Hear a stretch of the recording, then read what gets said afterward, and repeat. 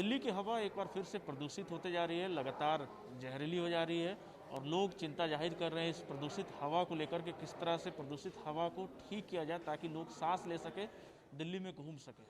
इसी पर ज़्यादा बातचीत करने के लिए हमारे साथ मौजूद हैं दिल्ली प्रदेश कांग्रेस के अध्यक्ष अनिल चौधरी जी। अनिल जी, किस तरह से देख रहे हैं? आंखों में जलन होना शुरू हो चुका है, हवा जहरीली हो चुकी है, बाहर आप निकल नहीं सकते बिना चश्मे के, बिना मास्क के। देखिए, बिल्कुल दिल्ली की आबो हवा से लेकर दिल्ली का जो स्वरूप है पूरा दूषित हो चुका है, बर्बाद हो चुका है। और इसके लिए सीधे तौर पर दिल्ली के मुख्यमंत्री साहब इसके लिए जिम्मेवार हैं। दिल्ली के साथ साथ केंद्र की सरकार, भाजपा सरकार जिम्मेवार है। अफसोस इस बात को है कि शीला जी ने जिस शहर की कल्पना की थी, जिस शहर को बनाया था, कांग्रेस के इस महान नेतृत्व में 15 साल में और 10 साल केंद्र के नेतृत्व ने दिल्ली को एक विश्व स्तरीय शहर बनाया था। उस शहर को हम उजड़ते हुए, बर्बाद होते हुए देख रहे हैं। और जिसमें सबसे पहले उजड़ने और इसमें बर्बाद होने में हम देखें तो दिल्ली की जो आबो हवा है, जो प्रदूषण का जिक्र हो रहा है, ये सबसे बड़ा कदम है। कोई कदम ऐसा नहीं है जिसमें हम कह सकें कि अरविंद केजरीवाल ने कोई कदम उठाया। मुझे याद है आज भी, जब हम कॉलेज जाते थे तो दिल्ली की सड़कों पर पॉल्यूशन इतना होता था, डीजल की गाड़ियाँ होती थी, तो एक ठोस कदम उठता दिखता था। क्या कदम था वो? केरोसिन मुक्त दिल्ली को बनाया। कोई केरोसिन नहीं जलेगा। डीजल की गाड़ियों को सीएनजी में कन्वर्ट कराना था, ऑटोज को सीएनजी में कन्वर्ट कराना था, टैक्सी को सीएनजी में कन्वर्ट कराना था। शीला जी का एक लक्ष्य होता था कि साल में हम लगभग करोड़ों पेड़ पौधे लगाएंगे। खुद मॉनिटर करती थी।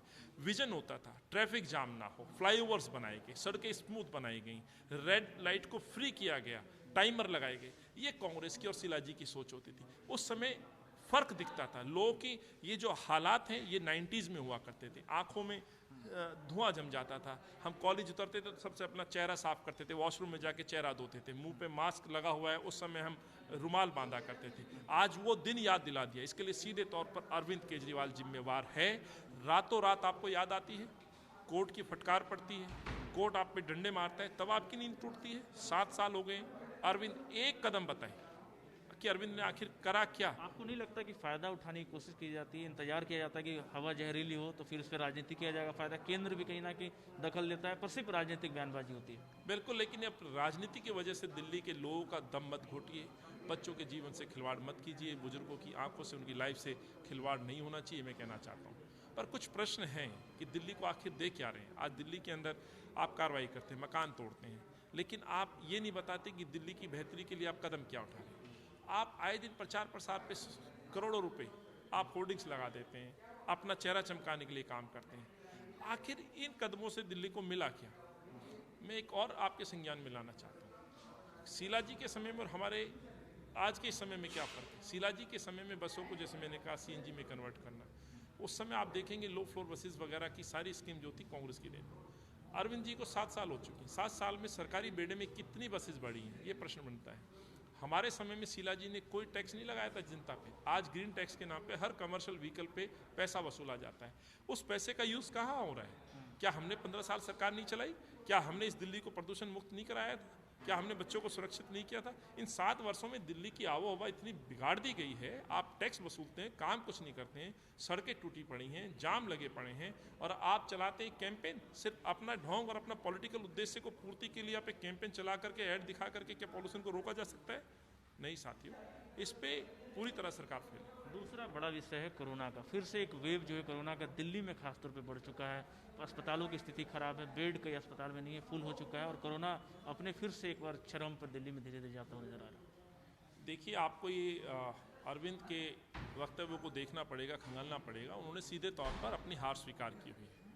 उन्होंने पहले ही दिन कोविड और कोरोना को लेकर के भगवान भरोसे का नारा दे दिया था। अफसोस ये है कि अरविंद फिर अपनी ये इस तरह के विरोधाभास वाले जो वक्तव्य देते हैं और फिर कहते हैं कि हमने जीत पा ली है, हमने कोरोना को हरा दिया है, ये पूरी तरह से दिल्ली को गुमराह करने वाला है। अरविंद केजरीवाल ने पहले ही दिन ये कह दिया था कि कोरोना तो भगवान भरोसे है, और इसीलिए सरकार के किसी भी आप कदम की बात करें, मैं एज ए प्रदेश अध्यक्ष में कई अस्पतालों में गया, बेड की स्थिति का जायजा लिया हमने। जितने भी इन्होंने सरकारी स्कीम के दावे किए वो खोखली साबित हुई।